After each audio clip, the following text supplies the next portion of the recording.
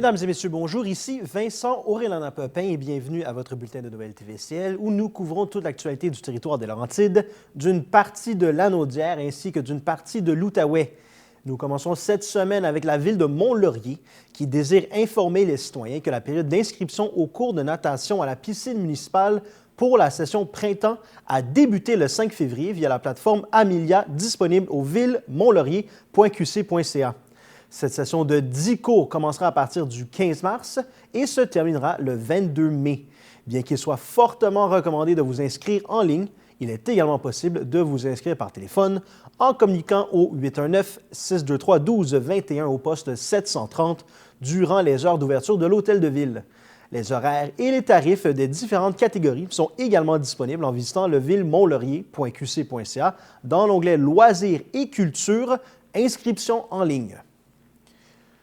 La ville de Mont-Laurier vous propose le défi Château de neige encore une fois cette année. Pour favoriser le jeu à l'extérieur et les moments en famille, vous êtes invité à construire votre château de neige de rêve sur votre terrain, lui trouver un nom extraordinaire et le soumettre en remplissant le formulaire disponible à la page web ville-montlaurier.qc.ca dans l'onglet Loisirs et culture, activités de la semaine de relâche 2025.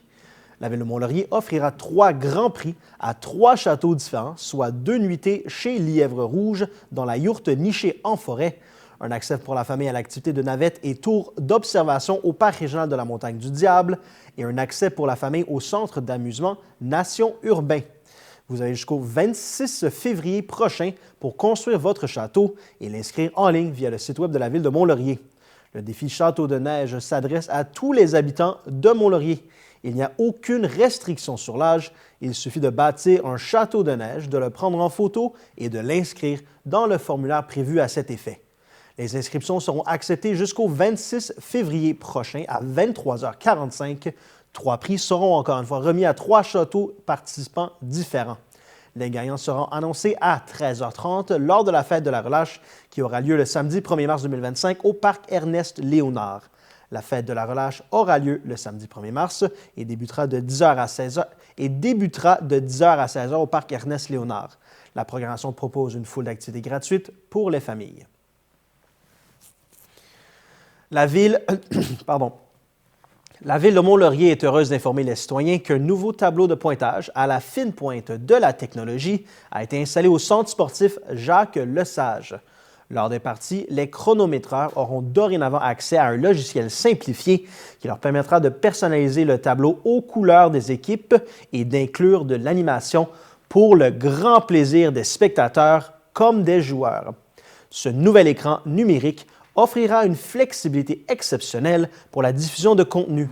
Cette polyvalence permettra notamment d'améliorer l'expérience des spectateurs. La Ville de Mont-Laurier est ravie de dévoiler sa programmation pour la semaine de relâche 2025 qui se déroulera du 1er au 8 mars. Une multitude d'activités gratuites et familiales sont prévues pour divertir petits et grands tout au long de la semaine. Les festivités débuteront le samedi 1er mars de 10h à 16h au Parc Ernest-Léonard. Au programme, concours sur la patinoire, jeux géants, glissades, jeux gonflables, animation musicale avec DJ Reg, feu de camp et encore plus. Les gagnants du défi Château de neige seront annoncés à 13h30. De la nourriture sera disponible sur place. Afin de poursuivre les festivités de la fête de la relâche, rejoignez la ville à la salle du Cœur Immaculé de Marie de 18h à 21h le 1er mars pour une soirée de danse country endiablée. Vous aurez la chance d'apprendre quelques pas de danse en compagnie de Dance Country ML et de les voir performer, ce gratuitement. Le camp de jour culturel Bibliofolie revient cette année pour les enfants de 5 à 12 ans. Il se tiendra du 4 au 6 mars à la salle McLaren. Les inscriptions débuteront le 3 février à 18h et se termineront le 10 février via la plateforme Amelia. Bibliofolie offre une expérience enrichissante et amusante aux enfants en combinant créativité et découverte à travers une variété d'ateliers pratiques. Le tarif est de 67,57 $ par enfant. Pour plus d'informations, contactez le service des loisirs au 819-623-1221 au poste 703. La Ville de Mont-Laurier encourage toutes les familles à profiter de ces activités gratuites. Vous êtes un artisan, un producteur local ou un créateur passionné, eh bien participez au marché d'été de Rivière-Rouge et faites découvrir vos produits à une clientèle locale et touristique dans une ambiance conviviale et festive. Le marché se déroulera du 28 juin au 6 septembre 2025, tous les samedis de 10h à 14h au Parc de la Gare, situé au 682 rue de l'Annonciation Nord. La ville de Rivière-Rouge recherche des producteurs agricoles, des artisans et des transformateurs alimentaires. Pour soumettre votre candidature, visitez le site web de la ville de Rivière-Rouge, joignez-vous à la ville et contribuez à faire du marché d'été de Rivière-Rouge une vitrine incontournable de la richesse locale. Pour plus d'informations, contactez le service de l'urbanisme, de l'environnement et du développement économique au tech.projet avec un S à commercial rivièrerouge.ca ou encore vous pouvez appeler au 819-275-2929 au poste 428. La municipalité du village de Val-David est heureuse d'annoncer un partenariat avec le camp de jour Aide-Filles International situé à Val-Morin. Cette initiative offrira aux enfants de la communauté une expérience estivale riche, dynamique et inoubliable. Du 23 juin au 15 août prochain, dès l'été prochain, le camp de jour municipal cédera la place à une programmation élargie et diversifiée proposée par Aide-Filles. Situé à seulement 3,5 km du centre de Val-David, le camp garantit un accès facile et pratique pour toutes les familles. Le camp de jour Aide-Filles propose un programme varié et stimulant pour les enfants de 4 à 15 ans. Nous parlons d'activités multisports, de cirque, d'art et créativité, piscine intérieure et extérieure, l'accès à un plan d'eau naturel, un parcours d'hébertisme et bien plus encore. Un service de garde sera offert de 7h à 18h du lundi au vendredi et un service d'accompagnement pour les enfants ayant des besoins particuliers sera disponible sur demande afin de répondre aux besoins spécifiques des familles. Dans un souci d'accessibilité, la municipalité de Val-David mettra en place une aide financière pour les jeunes de 5 à 12 ans ajustée en fonction du nombre d'enfants par famille. Les résidents devront fournir une preuve de résidence et d'identité pour bénéficier de cette subvention. Bien que les coûts soient légèrement plus élevés pour le deuxième et le troisième enfant par rapport à l'ancien camp de Val-David, il est important de souligner que le tarif pour le premier enfant est plus avantageux. L'ancien camp de Val-David aurait nécessité une augmentation de prix pour couvrir les coûts. Il est important également de souligner les aspects particulièrement attrayants du camp de jour Aide-Filles, notamment l'accès à un plan d'eau, la diversité des activités proposées, un environnement sécuritaire et un encadrement optimal favorisant le bien-être des enfants. Les familles sont invitées à inscrire leurs enfants rapidement car les places sont limitées. Une période de préinscription avec tarif réduit sera ouverte jusqu'au 11 avril 2025. Pour les inscriptions et plus de détails, visitez le www.camp-aidefilles.com ou composez le 1-888-463-3749. Pour toute question concernant l'aide financière ou les preuves de résidence, contactez la ville à secrétariat@valdavid.com. Dans le cadre de l'élaboration de la nouvelle politique culturelle, la municipalité de Val-David poursuit ses efforts de consultation auprès de la population pour mieux comprendre ses aspirations, ses attentes et ses besoins en matière culturelle. À la suite de la consultation publique tenue le 28 novembre dernier, la municipalité lance un sondage afin de recueillir l'avis des citoyens et visiteurs sur les enjeux culturels locaux. Les objectifs du sondage sont de connaître les habitudes de participation culturelle des citoyens et des visiteurs, d'évaluer le degré de satisfaction actuel concernant l'offre culturelle locale, ainsi que d'identifier les priorités relatives aux grands thèmes du renouvellement de la politique culturelle. Le sondage est ouvert à tous et est accessible jusqu'au 11 février prochain sur le site web de la municipalité. Le questionnaire est anonyme, composé de 25 questions et d'une durée d'environ 15 minutes. Une version papier du sondage est également disponible au service des loisirs, de la culture et de la vie communautaire situé au 2490 rue de l'Église. Ce sondage fait suite à la consultation publique du 28 novembre dernier qui a rassemblé une quarantaine de participants, dont des citoyens, des artistes et des acteurs du milieu culturel à la salle Athanase David. Cette rencontre, animée par l'équipe d'Art Expert en collaboration avec le service des loisirs, culture et vie communautaire de Val-David, a permis des échanges riches et constructifs sur le rôle de la municipalité et les perspectives d'avenir artistique et culturel de la communauté. Les participants ont exploré des pistes novatrices pour enrichir l'offre culturelle, soutenir les arts et renforcer l'identité unique de Val-David. Cette consultation marque une étape clé dans le processus de renouvellement de la politique culturelle et la municipalité tient à remercier chaleureusement toutes les personnes ayant contribué à cet exercice collaboratif. La démarche se poursuit avec ce sondage en ligne permettant au plus grand nombre de citoyens de participer à cette réflexion collective. L'élaboration de la nouvelle politique culturelle prévue entre mars et avril 2025 intégrera les idées recueillies afin de façonner une vision inspirante et collective de l'avenir culturel de Val-David. Le lancement de la politique est prévu pour le mois de juin prochain. C'est le 29 janvier que la Cour supérieure du Québec a entendu les arguments des parties impliquées dans la cause relative à l'expropriation des terrains de la Sapinière. L'Union des municipalités du Québec était présente pour soutenir Val-David et défendre les intérêts de l'ensemble des municipalités du Québec. La Cour dispose d'un délai de 6 mois pour rendre son jugement. Toutefois, elle a exprimé son intention de rendre sa décision dans les prochaines semaines. Le jugement sera communiqué dans les meilleurs délais dès qu'il sera rendu.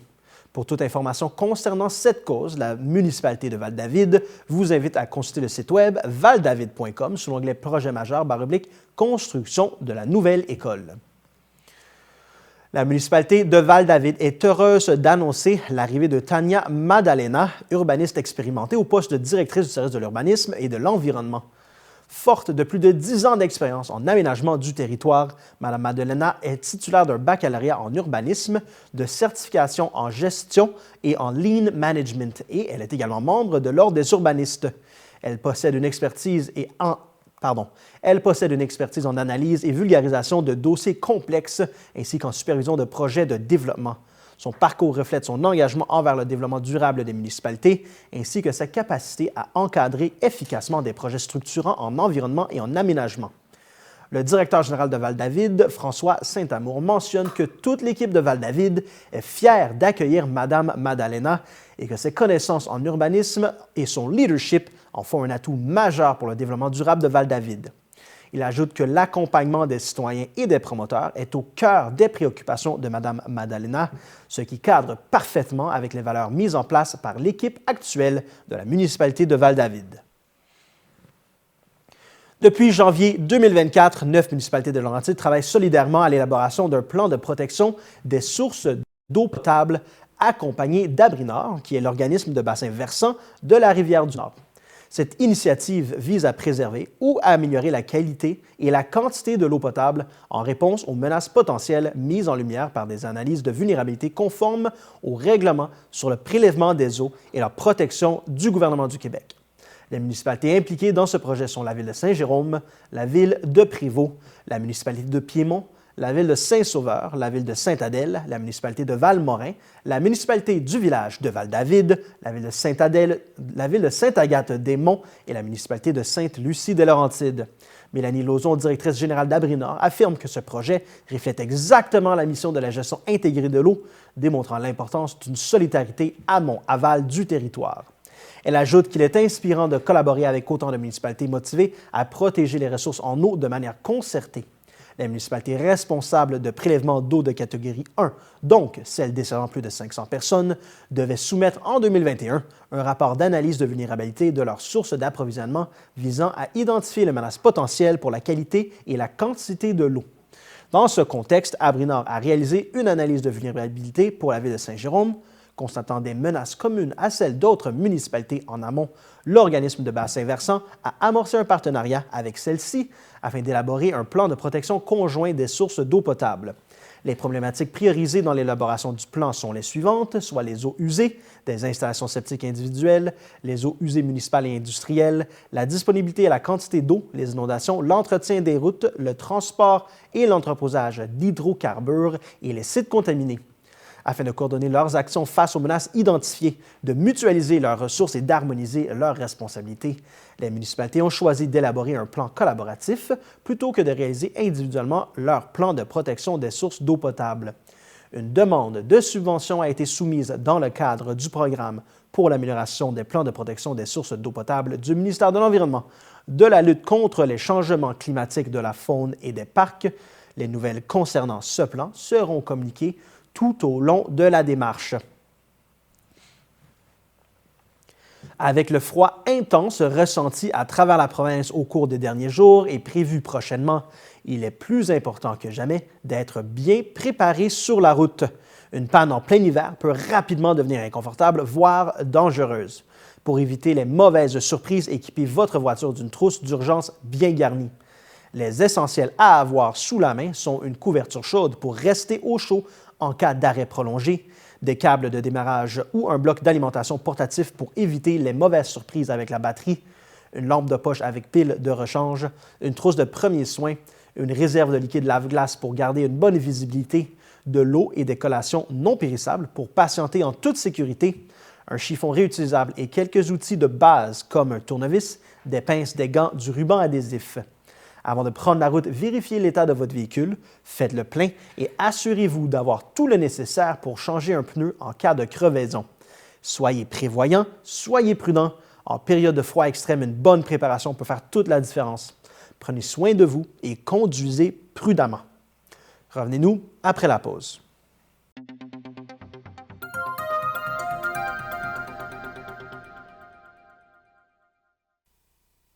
En période de grand froid, la direction de santé publique du Centre intégré de santé et de services sociaux des Laurentides souhaite rappeler à la population les conseils de sécurité liés à l'utilisation de foyers, de poêles ou de systèmes de chauffage d'appoint afin d'éviter les intoxications au monoxyde de carbone. Ces systèmes de chauffage ainsi que les cendres peuvent dégager du monoxyde de carbone. Si vous utilisez un foyer, un poêle à bois ou un système de chauffage d'appoint, assurez-vous que la pièce est bien aérée afin d'éviter une intoxication au monoxyde de carbone. Il est important que vos appareils soient ramonés régulièrement et soient en bon état. Lorsque vous retirez les cendres, il est primordial de les mettre à l'extérieur dans un contenant en métal à fond surélevé et muni d'un couvercle en métal. Ce gaz toxique, invisible et inodore, peut entraîner des séquelles permanentes ou même la mort. Seul un détecteur de monoxyde de carbone peut vous alerter de la présence de ce gaz. Il est donc important de s'en procurer un, de préférence qui demeure fonctionnel lors de panne d'électricité. Rappelons qu'un détecteur de fumée ne détecte pas le monoxyde de carbone. Pour plus d'informations et pour les recommandations générales de prévention, consultez les sections Prévenir les intoxications au monoxyde de carbone et Conditions hivernales extrêmes sur le site web québec.ca. Par ailleurs, les personnes en situation d'itinérance ou en état de grande vulnérabilité sont particulièrement à risque lors de grands froids. Par solidarité sociale, le CI3S vous invite à encourager ces personnes à contacter les organismes communautaires pour avoir accès aux ressources. De plus, la ligne 811 disponible 24 heures sur 24, 7 jours sur 7 peut aussi les renseigner. N'hésitez pas à communiquer avec le 911 si une personne semble être en difficulté. En raison d'une circulation active de la rougeole et de plusieurs milieux d'exposition dans les Laurentides, dont le Centre multiservices de santé et de services sociaux d'Argenteuil, la direction de santé publique du CI3S de Laurentides rappelle à la population de demeurer vigilante et de suivre les recommandations pour limiter la propagation de la maladie afin de protéger les plus vulnérables. Les dates et les lieux d'exposition à la rougeole identifiés dans les Laurentides sont disponibles pour consultation sur québec.ca/rougeole. Si vous avez fréquenté le Centre multiservices de santé et de services sociaux d'Argenteuil ou un autre lieu d'exposition possible aux dates identifiées, vous devez vérifier votre statut de protection en consultant la section « Personnes considérées comme protégées » sur québec.ca/rougeole ou en téléphonant au 1-877-644-4545. Si vous n'êtes pas protégé contre la rougeole, il est recommandé de vous isoler afin de limiter la transmission de la rougeole. Par mesure de précaution, il est conseillé de surveiller l'apparition des symptômes suivants pendant 14 jours après avoir été possiblement exposé. La fièvre, la congestion nasale avec écoulement, la toux, une conjonctivite, la sensibilité à la lumière et un malaise généralisé. Par la suite, des rougeurs apparaissent au visage puis sur le corps. Si vous êtes une personne vulnérable et que vous avez fréquenté l'un des lieux d'exposition ou que vous avez été en contact avec un cas de rougeole, contactez dès que possible InfoSanté au 811. Un traitement préventif pourrait être offert afin de diminuer les risques de complications de la maladie. En cas de symptômes de la rougeole, la direction de santé publique rappelle qu'il est crucial d'éviter tout contact avec d'autres personnes. Si un déplacement pour une consultation médicale est nécessaire, il est fortement recommandé de porter un masque, d'éviter d'utiliser les transports en commun et de contacter la clinique médicale ou tout autre milieu de soins et services avant de vous déplacer pour les informer de votre état. Si ce n'est pas possible, il est essentiel d'informer le personnel à l'accueil dès votre arrivée. La rougeole est une maladie virale très contagieuse pouvant causer des complications graves, notamment chez les enfants âgés de moins d'1 an. les femmes enceintes et les personnes ayant un système immunitaire affaibli.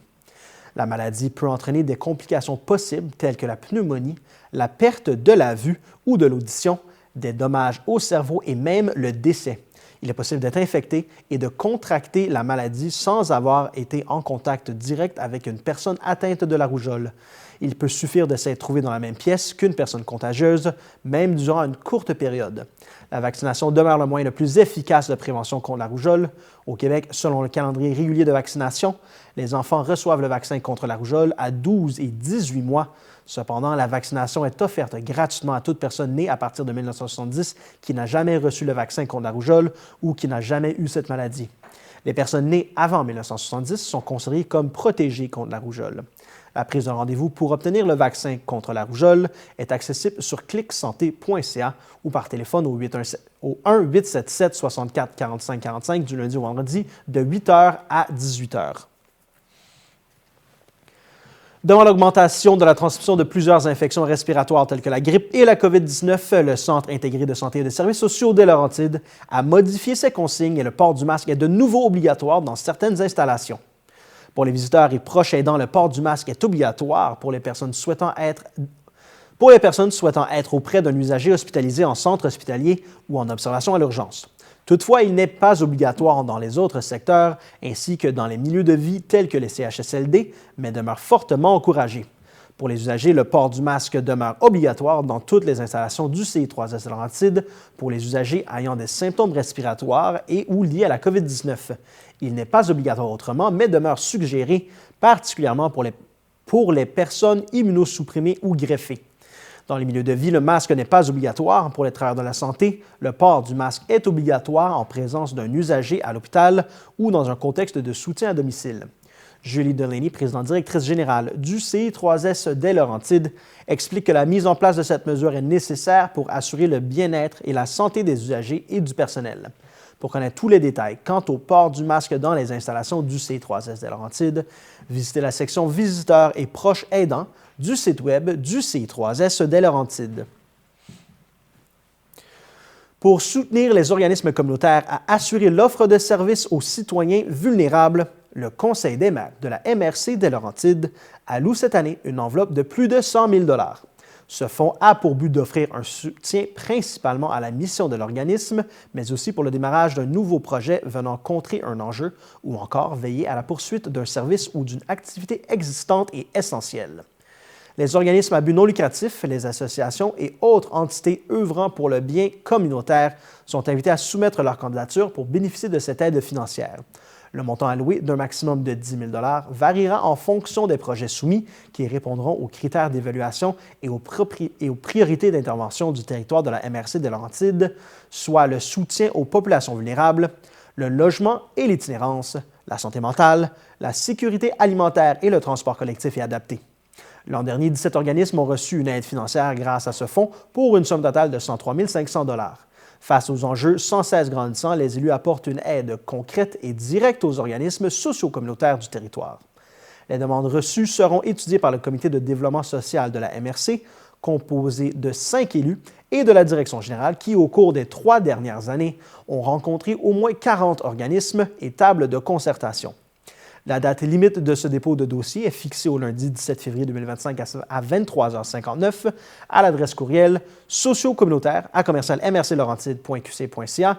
La décision sera rendue au plus tard le 17 avril. Consultez le document explicatif et téléchargez le formulaire de demande de financement au mrclaurentide.qc.ca/fonds socio-communautaire. À Sainte-Adèle, le rapport de consultation publique tenu au printemps-été 2024 dans le cadre du PPU du secteur Chanteclair est maintenant en ligne. Le rapport rencontre sous forme de synthèse des idées développées lors des soirées de consultation qui ont rassemblé au total plus de 340 personnes qui ont pu exprimer leurs besoins, leurs attentes et leurs préoccupations face au développement du secteur Chanteclair. Ce rapport présente également les principes clés d'aménagement ainsi que les enjeux regroupés sous 5 axes. Pour finaliser cet important processus de planification, la Ville s'est adjoint les services d'une firme de consultants afin de l'accompagner dans l'élaboration du PPU et du nouveau cadre réglementaire, un travail qui sera réalisé au cours des prochains mois. Soucieuse d'impliquer la population dans la suite de la démarche, la Ville convie les citoyens à une soirée de consultation publique qui aura lieu en juin 2025. Cette fois encore, la participation citoyenne sera essentielle car elle est au cœur de la planification du territoire. La date de consultation sera annoncée dès qu'elle sera officialisée. Pour en savoir plus sur cette démarche importante, le processus et les étapes à venir, consultez le site Web de la Ville de Sainte-Adèle. À chaque année, la Ville de Sainte-Adèle lance un appel de projet afin de faire bénéficier les artistes et organismes culturels locaux de son fonds culturel. Ainsi, un montant est octroyé afin de soutenir la réalisation de divers projets artistiques et culturels sur le territoire adélois. Les artistes et les organismes adélois sont invités à soumettre un projet qui s'adressera à l'ensemble de la communauté adéloise afin de partager des moments de bonheur uniques et mémorables. Le document de présentation et les règlements ainsi que le formulaire de demande sont disponibles dans la section « Publication » du site Web de la Ville. Les dossiers de candidature sont acceptés jusqu'au 1er mars prochain, inclusivement. La Ville de Mont-Laurier et Emma Québec sont très fiers des résultats des dons recueillis lors de la collecte du conseil municipal le 14 janvier dernier. Sur un objectif de 250 donneurs attendus, la Ville a officiellement inscrit 284 participants lors de la collecte qui s'est déroulée au Cœur Immaculé de Marie. Ce sont exactement 252 poches de sang qui ont été prélevées sur une commande initiale de 200 dispositifs uniquement pour la collecte du conseil municipal de la Ville de Mont-Laurier. Ce qui signifie qu'après transformation et séparation en laboratoire, ce sont plus de 1000 produits qui pourront être transfusés à des patients d'hôpitaux publics du Québec. Et donc autant de vies qui pourront être sauvées. La Ville de Mont-Laurier tient à remercier très chaleureusement tous les donneurs ainsi que les nombreux bénévoles présents lors de cette journée qui ont contribué au bon déroulement de cette collecte. C'est sous le thème « On bouge à Saint-Donat » que la municipalité de Saint-Donat lance le défi de capter la plus belle image d'une activité de plein air pratiquée sur son territoire. À gagner 3 prix, dont le premier prix de 100 $, un deuxième prix de 75 $ et le troisième prix de 50 $. Les photos pourront être utilisées dans différents outils de communication de la municipalité en mentionnant le nom du photographe. Pour être admissibles, les photos doivent avoir été prises sur le territoire de Saint-Donat et montrer une activité. Pour participer, envoyez vos images par courriel à communication1@saintdonat.com avant le 21 mars prochain. La MRC d'Antoine Labelle annonce le départ de Mme Myriam Gagné, directrice générale adjointe depuis 2019, quittant ses fonctions pour relever de nouveaux défis professionnels. À l'emploi de l'organisation depuis 2018, dont 5 ans à titre de directrice générale adjointe et ayant assuré l'intérim de la direction générale à 3 reprises, Mme Gagné, accompagnée d'une équipe chevronnée, a mené de nombreux projets de développement régional, dont notamment la coordination du regroupement des offices municipaux du territoire, la coordination de plans de relève de 2 cyberattaques majeures, l'idéation et la réalisation du projet inter-MRC de production du documentaire La grande histoire du Petit Train du Nord, le développement d'une stratégie jeunesse en milieu municipal et la création d'un comité jeunesse, l'élaboration de plans d'action annuels pour la mise en œuvre de la stratégie d'attractivité du territoire L'Autre Laurentide, la coordination des travaux d'amélioration du pôle communautaire et touristique sur le site de la gare de Mont-Laurier, la mise sur pied d'un programme d'aide à la restauration patrimoniale et la mise sur pied d'un service d'archivage regroupé pour les municipalités du territoire. Au nom des mairesses et maires de l'ensemble de l'équipe, la MRC d'Antoine Labelle souhaite le plus grand des succès à Mme Myriam Gagné dans la réalisation de ses nouveaux mandats professionnels et la remercie de sa précieuse collaboration et de son travail rigoureux. La MRC d'Antoine Labelle lance son 8e appel de dossier dans le cadre de la politique de soutien aux organismes culturels visant à aider financièrement les organismes culturels pratiquant leurs activités sur son territoire. Les organismes admissibles ont jusqu'au 3 avril prochain pour déposer un projet. Pour cet appel de dossier, le Conseil de la MRC octroie une enveloppe budgétaire de 20 000 $ dans le but de soutenir les organismes culturels de la région dans leurs activités. Par cet appui, le Conseil salue l'initiative de ces organismes et reconnaît l'importance des retombées de leurs projets sur la vitalité du territoire. Ainsi, les organismes culturels souhaitant déposer un projet avant le 3 avril prochain peuvent consulter les informations concernant l'appel de dossier et la politique disponible sur le site web de la MRC d'Antoine Labelle. Le formulaire de présentation d'activité est également disponible sur cette page web, adoptée en 2017 et mise à jour en 2023 afin de répondre aux axes, orientations et objectifs de la nouvelle politique culturelle et patrimoniale de la MRC. La politique de soutien aux organismes culturels a pour mandat de soutenir et de valoriser le milieu culturel local. Elle a également pour but de répondre équitablement aux demandes d'aide financière des organismes culturels. Le fonds dédié à la politique de soutien aux organismes culturels a pour objectif la réalisation d'activités culturelles et la reconnaissance des organismes culturels sur le territoire, la contribution au soutien des activités destinées à la communauté d'Antoine Labelle, le maintien des services culturels de qualité offerts aux citoyens, ainsi que la recherche des sources de financement privés ou publics supplémentaires en culture. Les organismes culturels sont invités à participer à une rencontre d'information virtuelle qui se tiendra le 10 février prochain à 12h15. Pour participer à cette rencontre, les organismes peuvent pour participer à cette rencontre, les participants peuvent visiter le site web de la MRC et se connecter à partir du lien disponible dans l'événement intitulé Rencontre d'information virtuelle PSOC 2025. Pour plus d'informations et pour un soutien dans le dépôt de leurs demandes, les organismes culturels sont invités à communiquer avec l'agente de développement culturel et du territoire de la MRC, Dominique Gagné-Supper, par téléphone au 819-623-3485 au poste 112 ou par courriel à l'adresse culture@mrc-antoine-labelle.qc.ca. Revenez-nous après la pause.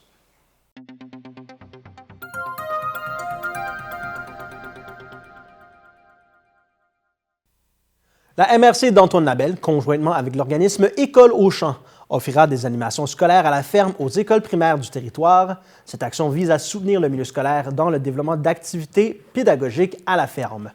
Les animations proposées dans le cadre d'une entente avec la MRC et École au champ, avec la collaboration des fermes participantes, permettront de mettre en valeur les métiers agricoles et les entreprises bioalimentaires du territoire, soit l'objectif 1 du plan de développement de la zone agricole. À ce jour, ce sont 11 classes du primaire issues de 4 écoles du territoire qui ont démontré leur intérêt à participer aux animations scolaires à la ferme. Prévues au printemps 2025, celles-ci incluront d'abord une visite des installations par l'agriculteur hôte qui présentera sa production, ses équipements, son fonctionnement de sorte que les élèves créent des ponts entre le contenu de leur assiette et la ferme visitée. Ensuite, une animation initiera les élèves aux différentes productions et métiers du monde agricole. Un contexte idéal pour tisser des liens entre les jeunes et les agriculteurs de la région. École au champ est un organisme à but non lucratif qui se consacre entièrement à l'éducation agricole. Ayant une expertise liée aux sciences agro-environnementales, il est un acteur important de l'éducation environnementale au Québec. L'organisme a développé du contenu qui répond aux normes du ministère de l'Éducation, facilitant la mise en place de ces activités pour le milieu scolaire.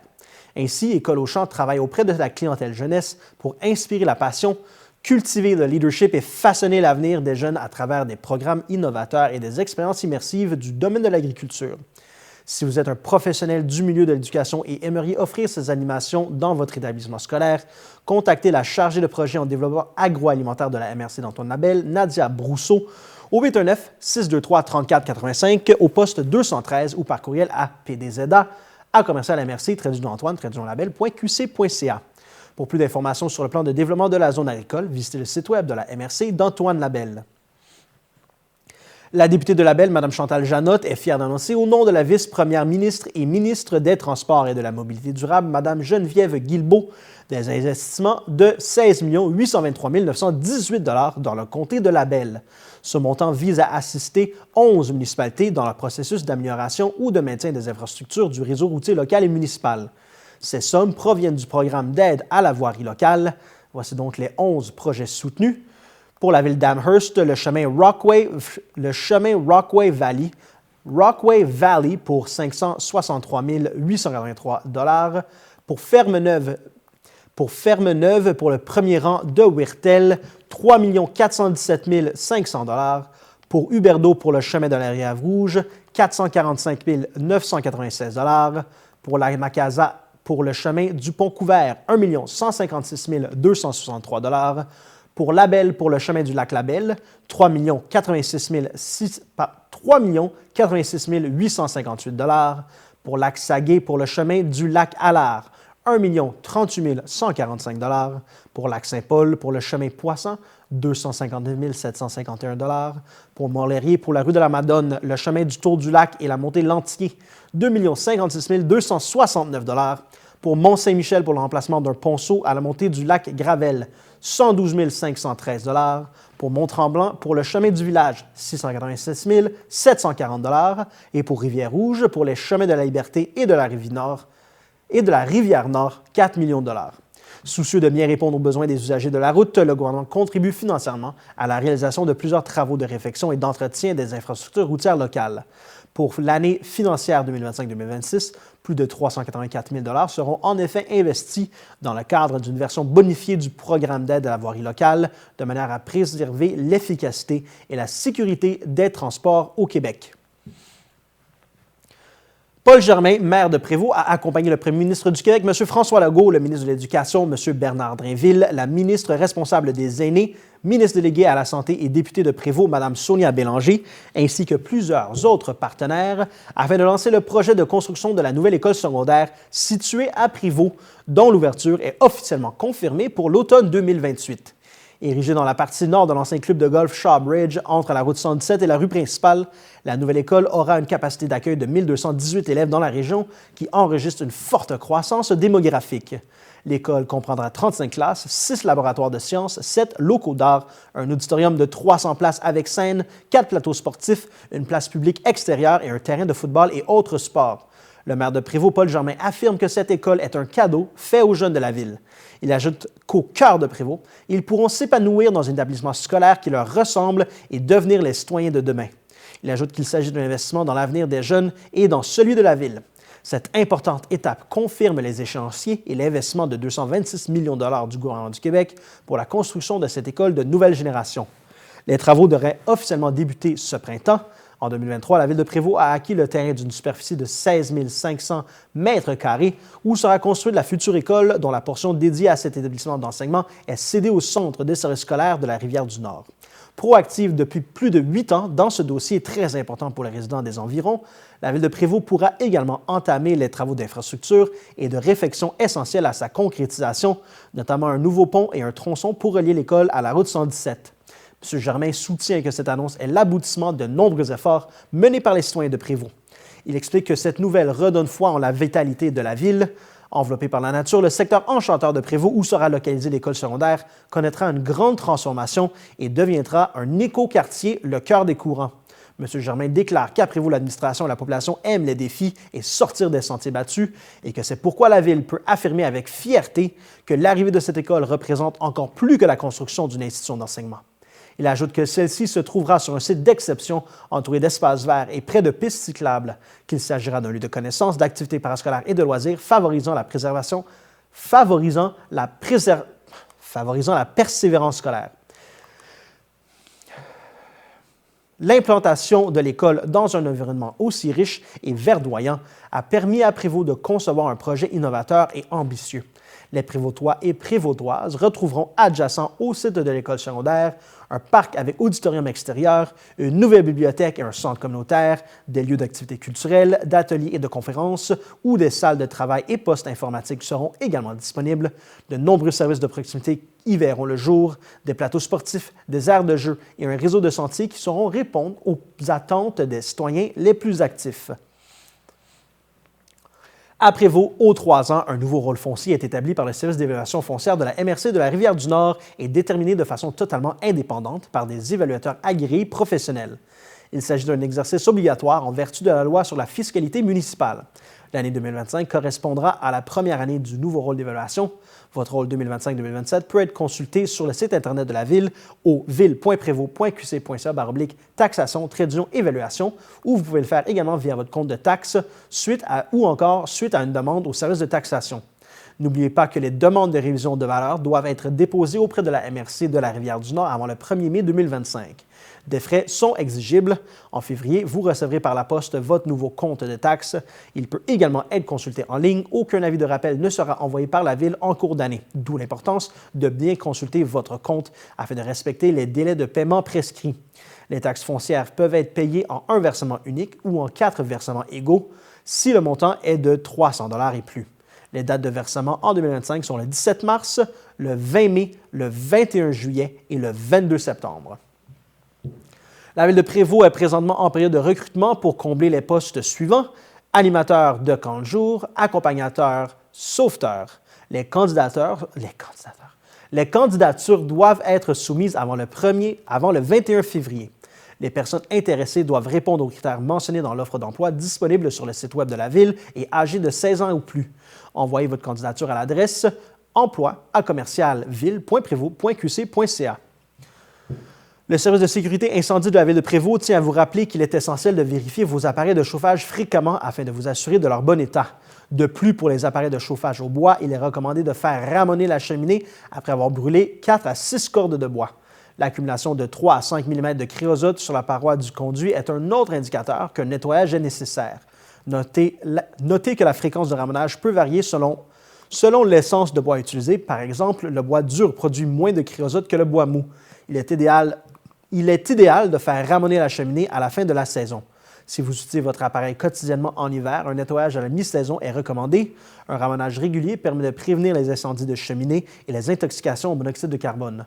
L'Association des professionnels du chauffage recommande de faire appel à un ramoneur qui détient la licence RBQ, une couverture en assurance responsabilité d'au moins 2 millions de dollars et qui est membre de l'APC. À la suite des travaux, n'oubliez pas de demander votre facture ainsi que le certificat de ramonage qui attesteront de la vérification et du nettoyage de vos installations. Finalement, pour bonifier la sécurité des occupants de la maison, installez au moins un avertisseur de monoxyde de carbone.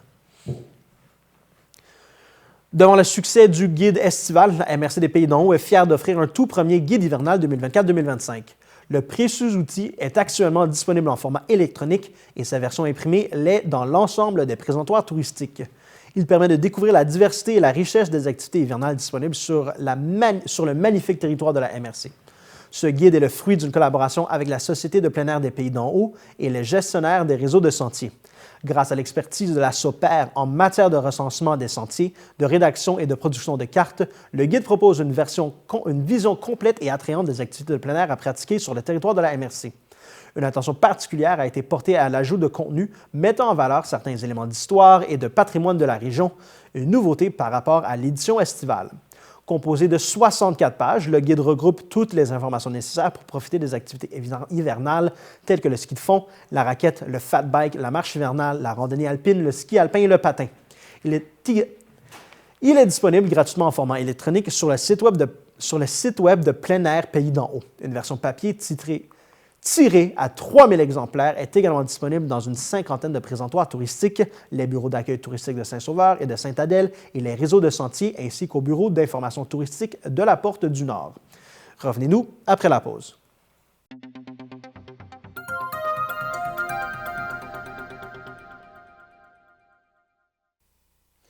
Dans un contexte où la sensibilisation aux enjeux environnementaux est devenue essentielle, de nombreuses écoles mettent en place des initiatives pour encourager les élèves à adopter des comportements plus respectueux dans l'environnement. Ainsi, le mois dernier, le Conseil à la gestion des matières résiduelles de la MRC des Pays d'en Haut a offert des ateliers sur le compost à l'école primaire Saint-Joseph de Sainte-Adèle. S'adressant à un total de plus de 100 élèves issus de classes de 5e année et 6e année, la journée fut un franc succès. Les participants dynamiques ont très bien participé à l'activité. Certains d'entre eux font d'ailleurs partie du Comité vert. Cet atelier a valorisé d'autant plus leurs actions quotidiennes au sein même de leur école et l'importance que chaque geste compte. De belles discussions et de nombreux échanges tout au long de cette journée et des présentations interactives. En effet, les enfants ont abordé le cycle de la matière organique, les changements climatiques et le tri des matières pour réduire la quantité de déchets envoyés à l'enfouissement.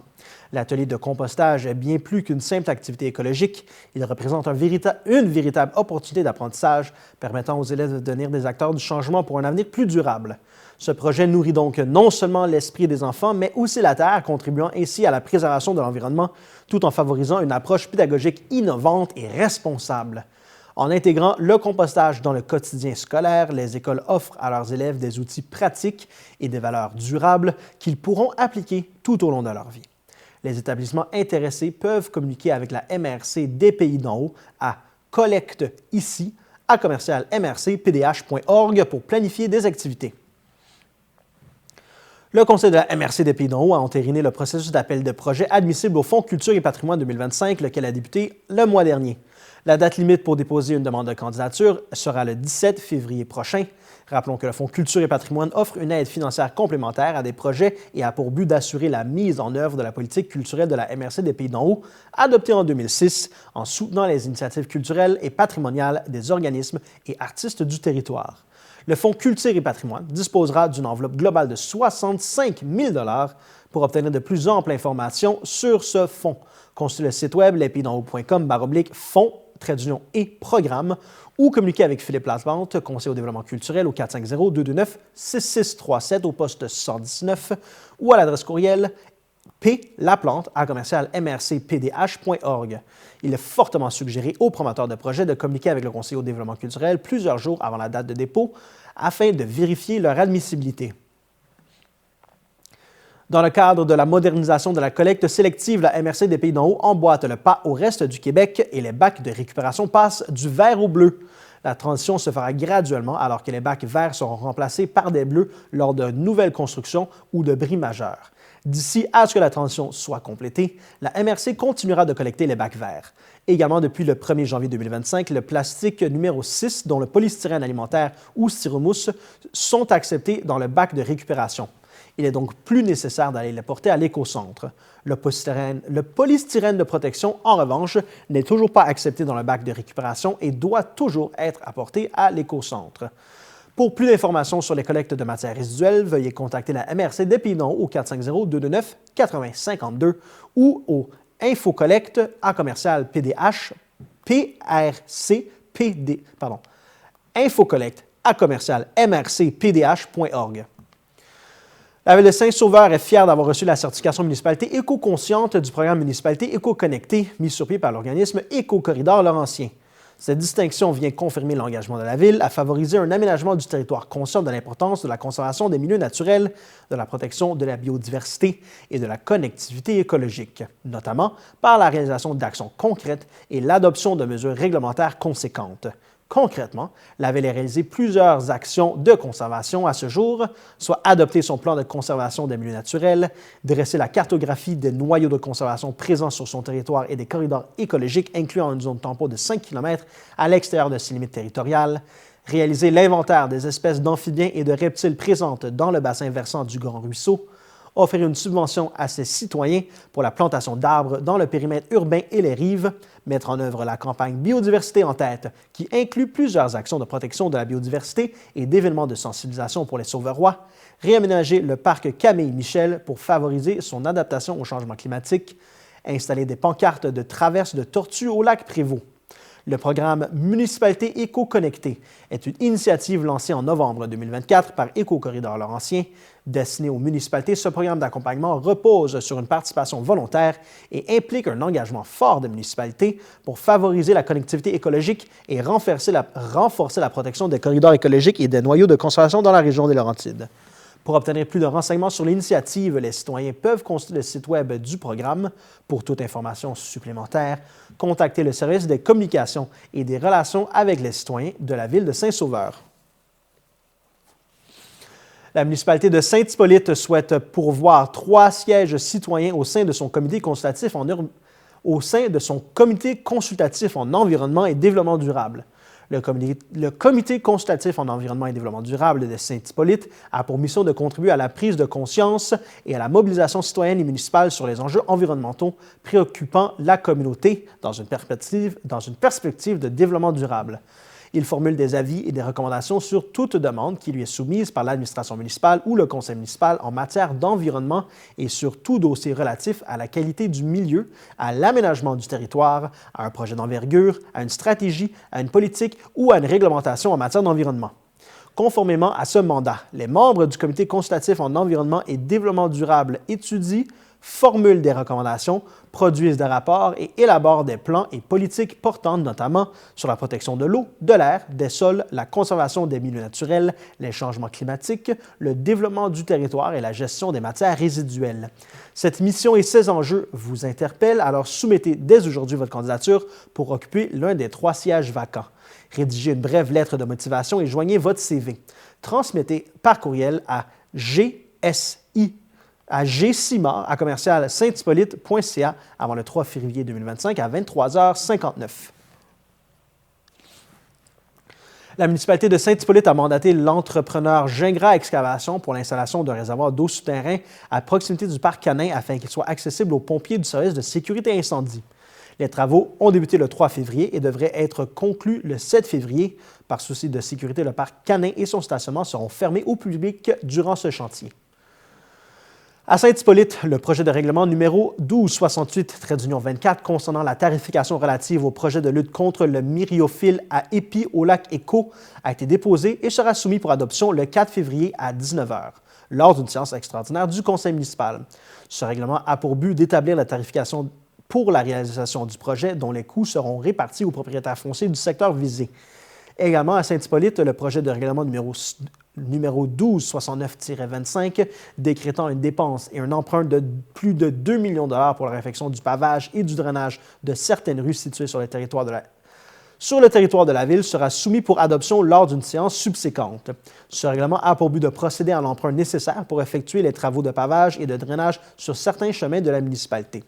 Toujours à Saint-Hippolyte, le projet de règlement numéro 1146-17-01 a été adopté afin d'augmenter à 150 000 $ la réserve financière du Fonds vert destinée à soutenir la réalisation de projets en matière environnementale sur le territoire de la municipalité. Les organismes reconnus par la municipalité et les groupes de citoyens parrainés par un organisme reconnu peuvent soumettre un projet à financer par le Fonds vert au plus tard le 1er mars 2025.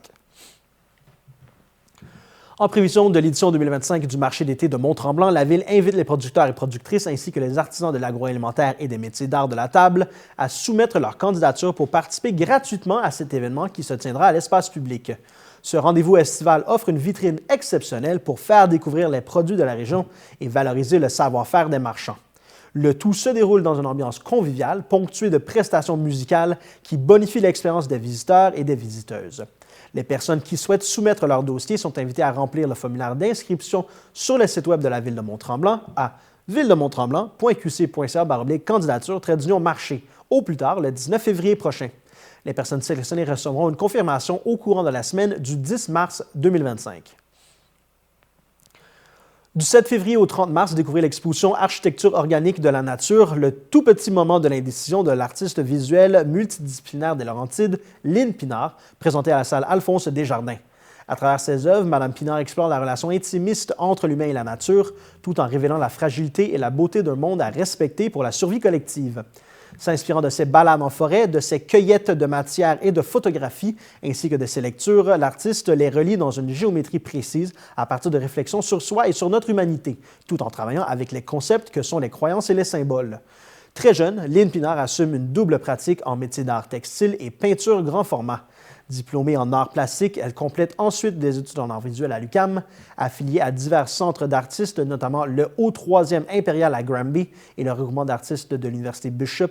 Elle y cumule plusieurs expositions installées depuis 27 ans dans son atelier et ses jardins des Laurentides. Elle enrichit son corpus de création réunissant peinture à l'huile, installation et sculpture, où se reflètent ses recherches en sciences, philosophie, spiritualité et herboristerie.